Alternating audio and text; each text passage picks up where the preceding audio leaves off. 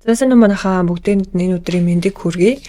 За сүүлийн дугаар маань нэг хүмүүсийн анхаарлын төвд ороогүй юм шиг байна. Тэгэхээр энэ удаагийн дугаар би бас сурамжтай байж магадгүй гэж бодоод нэг саяхан олж мэдсэн болсон явдлын талаар би та бүхэндээ ярьж өгөхөөр бэлдсэн байгаа. За энэхүү хэргийн болохоор энэ жил буюу сая хэдхэн сарын өмнө Америк нэгдсэн улсын Лос Анжелес хотод бол гарсан юм хэрэг байгаа. Эммануэль Ханг Атензе гээд энэ нэмэгтэй болохоор 2006 оны 2 сарын 8-ны өдөр Филиппин улсын Манила хотод бол төрсөн.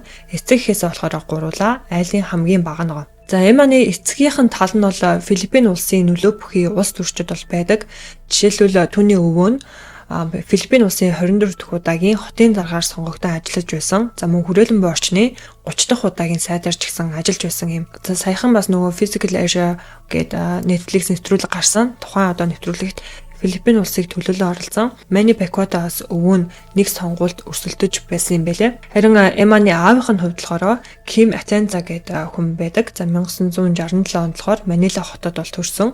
Телевиз, медиа салбарт бол маш олон жил ажилласан. Өөрийн гэсэн одоо ТV шоутай мөн улс төрийн зүтгэлтэн одоо юм хүн баг. Төрсөн ах дүүс нь бол ер нь бүгдээрээ телевиз болон улс төрийн зүтгэлтэн юм хүмүүс бол байд юм байна.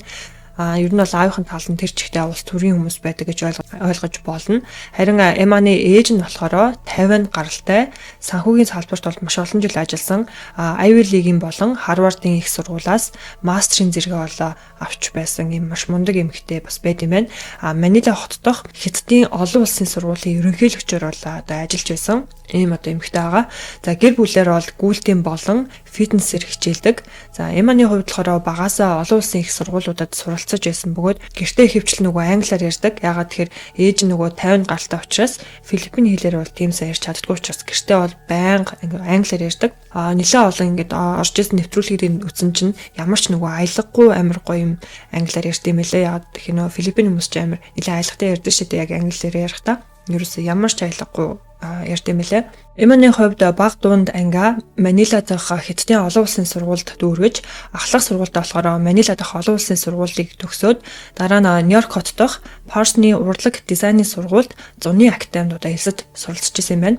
За тэгээд гимнастик, балет, хадан давирах, далаад шумбалт хийх, сэлэлт зэрэг маш олон спортоор хичээлдэг гэсэн. 2018 онд болохоор Манила дахь Их Британий сургуульд гимнастикийн тэмцээнд олон удаагийн одоо медаль хөтөж байсан. Маш одоо идэвхтэй амьдралтай юм охин байсан ба. Эмманы хувьд хит хитэн юм шивэстэй байна л да. Яагаад энэ шивэсийг нь онцолж ярьж гинөө гэхээр өөрийнх нь одоо хамгийн дуртай шивэс нь болохоор жихнийхэн арт хэлгсэн юм хөгжмийн тэмдэгтэй эрвээхий юм шивэстэй. Тэгэд энэ нь болохоор герман философч Фридрих Ницшегийн бүжиглэж байгааг нь харсан хүмүүсийг хөгжим сонсож чадаагүй этгээдүүд галзуу гэж боддгоо гэсэн тэр ишлэлээс нь санаа авч одоо хэлгсэн шивэс гэж өөрөө тайлбарлалт юм билээ. Тэг ер нь бол сонгодог зохиол хөгжимд ч гэсэн маш дуртай юм охин байсан ба. 2019 онд Эмман амиа хорлохыг завдаж байсан тухай үед бол яагаад тэгэхээр clinical depression гэсэн нэг тийм онш түүн дээр бол тавигдчихсэн юм байлээ. За энэ нь ч гэсэн ер нь хит хитэн шалтгаантай. Энийг би та бүхэндээ удахгүй дурд тухайлна. Clinical depression-ийн шинж тэмдгүүд нь болохоор дор хаяж одоо 2-7 хоногийн туршид маш их тийм гунигтай мэдрэмжийг төрүүлэх, өөртөө итгэлгүй болох, за энгийн үед тааламжтай байсан зүйлсээс таашаал авч чадхаа болох ямар ч эрч хүчгүй болох, өвдөлт мэдрэх, за тэгэл нойргуудал, амиа хорлох сэтэл төрөх ч юм уу маш олон тийм одоо сэтгэл гутралын хамгийн доод түвшиндээ ордог юм өвчин байт юм байна л да. Тэгээ энэ өвчнөөр өвчлөх хамгийн гол шалтгаан нь бол хүрээлэн буй орчин генетикийн шинж тэмдэгтэй байж болно, удамсан бас байж болно. За эмчилгээнүүдийн хувьд гэх юм бол сэтгэл заслын эмчилгээ, сэтгэл гутрал зориулсан эмэн эмчилгээ, заглагаан чочрол өгөх эмчилгээ, за тархины соронзон өдөөлтийн эмчилгээ зэрэг одоо мөн дасгал хөдөлгөөн хийх эмчилгээ зэргүүд бол орд юм байна л да. 2023 онд Эмманы аав Ким нь Эмманыг одоо 2 түлд эмгэг гэсэн оншийг нь ойлгохын тулд маш их хичээж байгаа. Тэгээд мэрэгжлийн одоо тусламж авах тийм шаардлагатай болсон гэдгийг нь бол маш сайн ойлгосон. Тэгэд өөрөө болохоор Gen X үеийн хүн учраас анхандаа нөгөө сэтгцэн эрүүл мэндийг ерөөсөй ойлгодгүй, тийм зүйл юу байт юм уу ч гэж нөгөө тэгж ерөөсөй ойлгож мэддэггүй байсан болохоор охиныхоо нөгөө сэтгэл зүйн асуудалтай байгааг нь ерөөсөй тэгж айхтраар ерөөсөй хүлээж авдаггүй байсан ба. Сэтгэл зүйн асуудал ч өөрөө ингээд айгу том хүчин юм байна гэдгийг ойлгосон зүйл нь одоо юу болсон бэ гэхээр тэдний гэр бүлийн одоо нэг гишүүн нь 2015 онд бол сэтгэл готрол гэсэн өвчнөөс болоод амь насаа бол алдчихсан ийм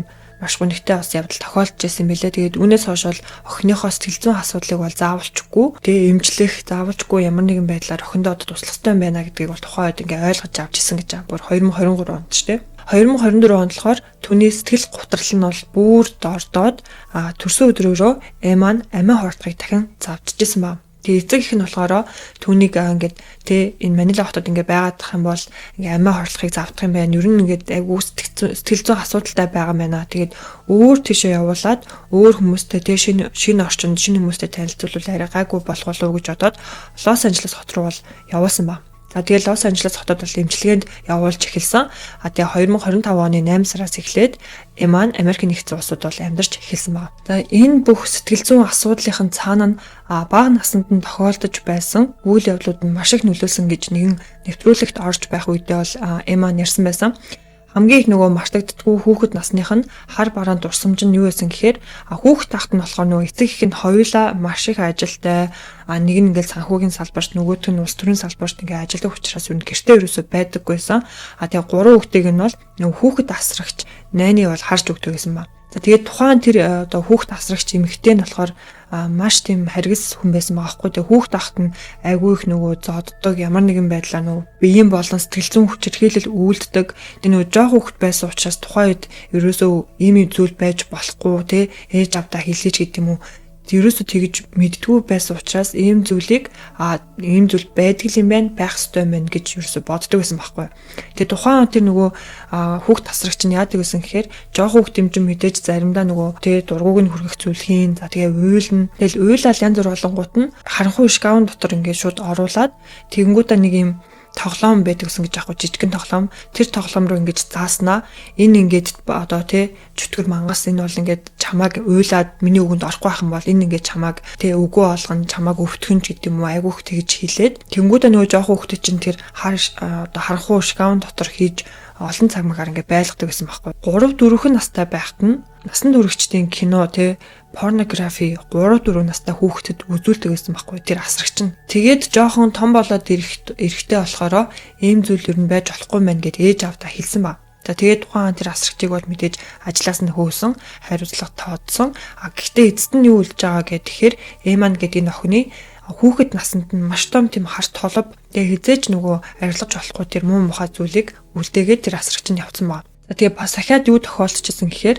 10 жил байхдаа нэг эрэгтэй одоо хүүдтэй ангийнхаа нэг хүүд сайн байсан байна л да. Тэгсэн чинь нөгөө хүн чи ингээд над руу өөрийнхөө нүцгэн зургийг авуулчих гэд айгүйх гуйдаг гэсэн гэж байгаа. Тэгэл үгүй би юу гэж чам руу нүцгэн зургийг авуулах нь ч одоо дөнгөж 13 14 настай байсан хүүхдүүд гэж байгаа байхгүй юу.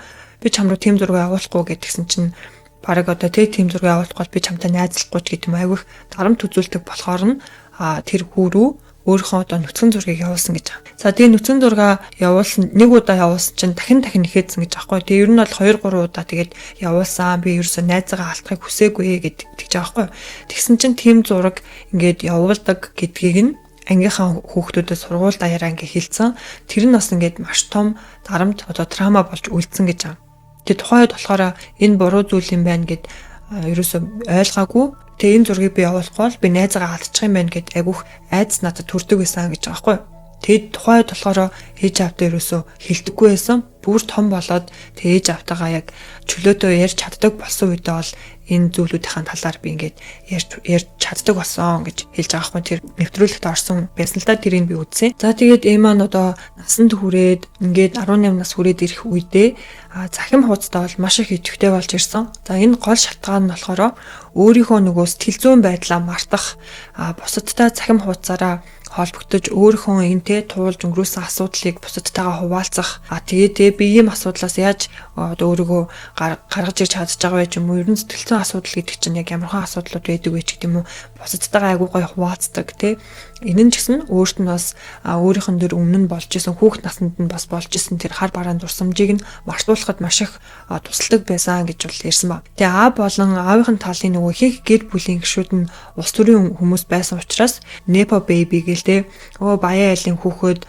тэгэл ард иргэдийн мөнгөөр тансагладаг гэл айгүйх тийм үзэн ядалтын бас сэтгэгдлүүд айгүйх ирдэг гэсэн байна л да. Тэгэл тэр болгон дээр айгүйх өөрийнхөө байр суурийг ингээд хилдэг. Тэрээ улс төрд ажилтдаг ч гэсэн бид нар бол тэр хүмүүсээс хизээч мөнгө авъя гэж боддгүй. Тэр хүмүүсээс бол бид нэр хэзээж мөнгө авч байгаагүй. Манай ээж бол маш одоо мундаг юм хүн байдгаа. Санхүүгийн салбарт маш олон жил ажилласан. За бид манай ээж бол хангалттай мөнгө олдог. Манай аав ч гэсэн одоо телевиз, медиа салбарт бол маш олон жил ингээ ажилласан хүн байдгаа. Бид нар бол хамаатан садангаас ямар нэгэн байдлаар татвар төлөгчдийн мөнгнөөс авч завсан ч юм уу тиймэрхүү зүйлээр өсөд байдгүй гэдгээ бол өөрийнхөө цахим хуудасаар бол байнга бусадтайгаа хуваалцдаг гэсэн ба. Нэг юм асуудал гарсан юм байна л да. Ер нь бол Nepo baby буюу одоо баян айлын хүүхдүүд гэж яригдах нэг зүйл юу болсон гэсэн чинь Эма нэг найзынхаа төрсөн өдрийн оройн хоолнд уригдсан байна л да.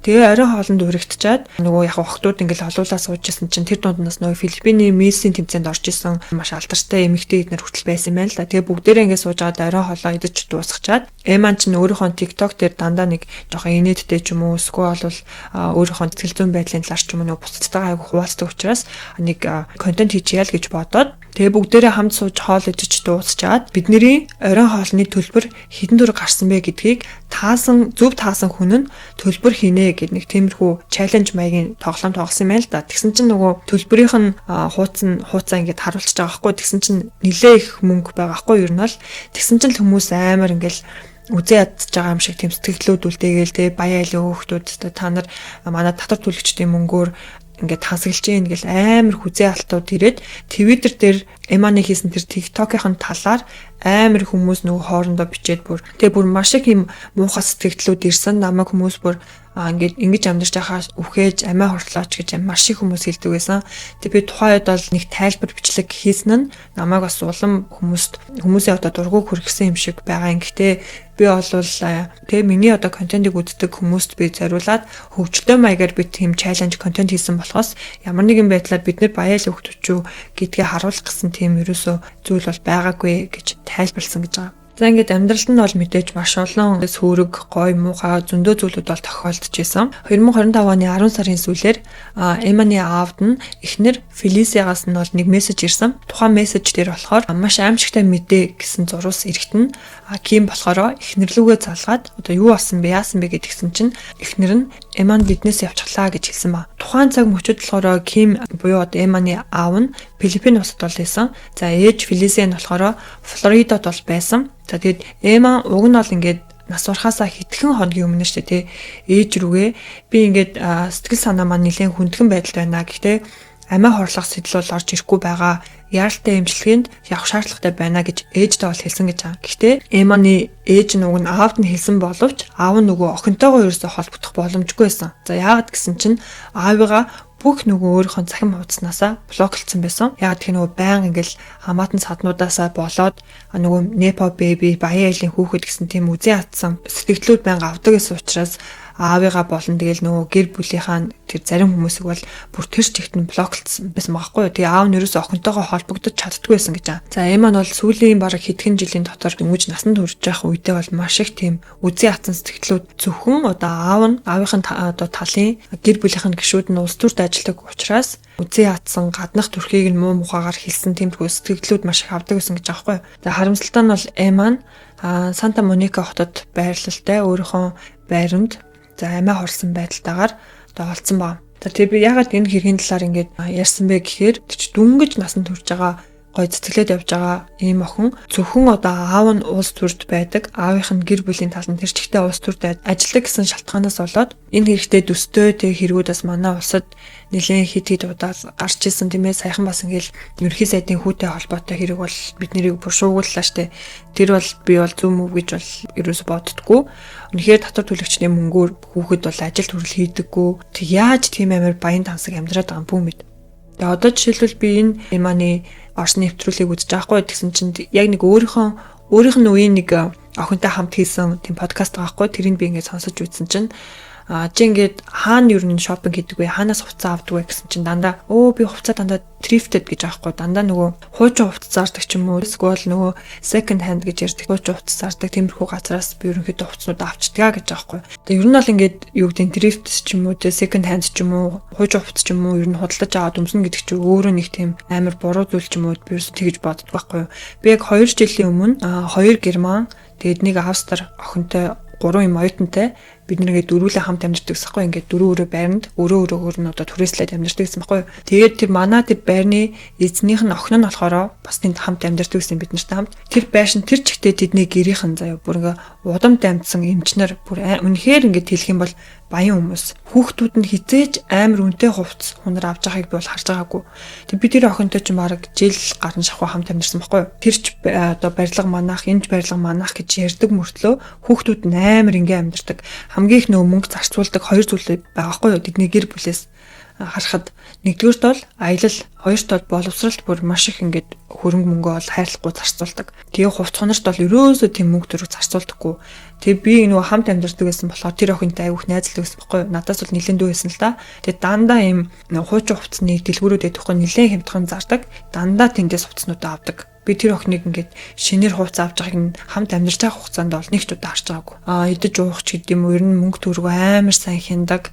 Ер нь л болж өгвөл мөнгөө ингэж хадгалж агаад зун нь ингээ аялаад явцдаг. Тиймээс махгүй те би тухайд бол маш их зүйлийг сурч авч ирсэн. Маш харамсалтай хэрэг ярьж байгаа ч гэсэн энэний цааныг ойлгож авах зүйл нь өөрөө айгүй их учраас би энэ хэргийн талаар ярих гэж бодсон юм л да. Энэ удаагийн дугаар маань та нарт манаас нэгийг бодогдуулсан байх гэж найдаж байна. Хэдүүлээ дараагийн дугаараар удахгүй уулзцгаая.